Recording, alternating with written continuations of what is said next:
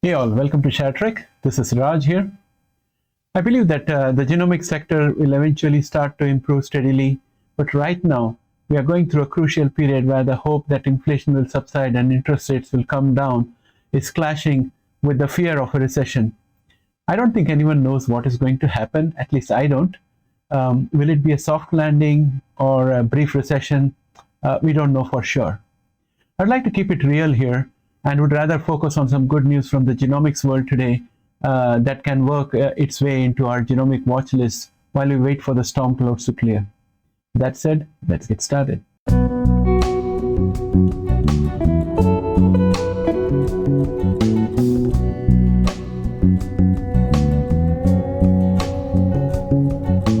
Welcome back, friends. As you watch this video, I request that you consider pressing the like button and to subscribe if you have not yet subscribed so far. That would help me and the channel a lot. Now to the topic at hand. An earlier study by the team at University of Pittsburgh indicated that when chemotherapy was implemented, it led to increased levels of XKR8, a protein that controls the distribution of PS on the cell membrane. PS on the surface of the cell membrane acts as an immunosuppressant to protect the remaining cancer cells from the immune system.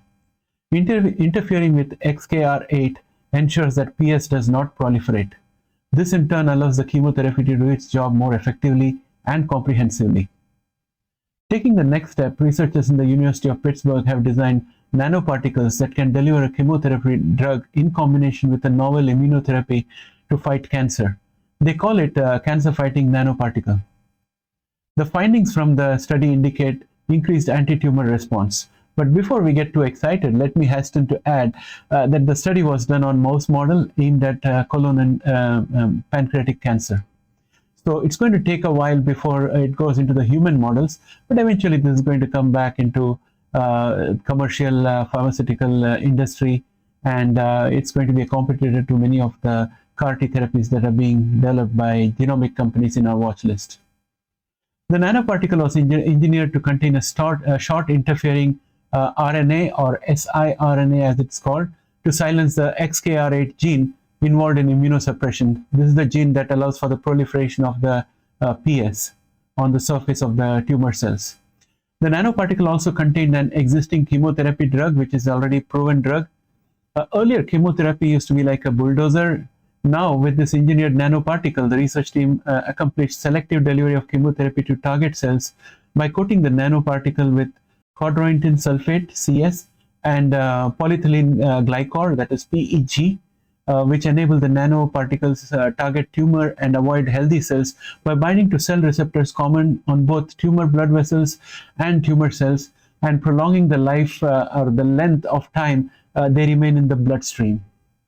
To us as investors in genomics, this shows that LNP can have a role both as delivery mechanism for genomic payload as well as it can be used innovatively to precision deliver proven chemotherapy to target cancer cells.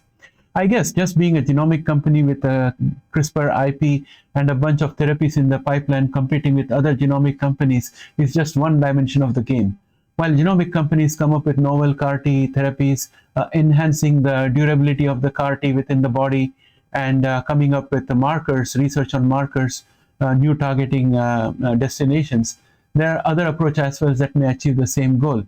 At the end of the day, the patient is the winner because they would have alternatives in terms of technology, effectiveness, and price points, as well as therapies that may suit specific geographies or situations depending on available treatment infrastructure.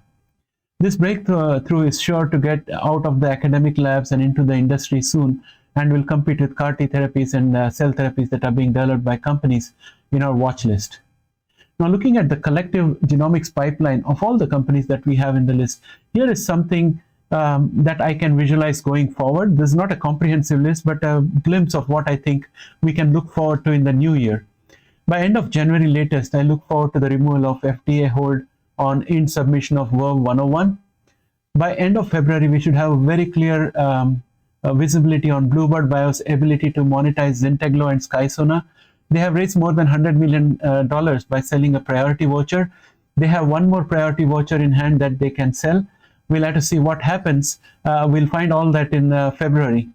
By middle of next year, CRISPR Therapeutics should have exa-cel approved, hopefully. And by first quarter of 2023, I would expect to hear from Beam that they have a partner for Beam 101, and they are going into the next stage.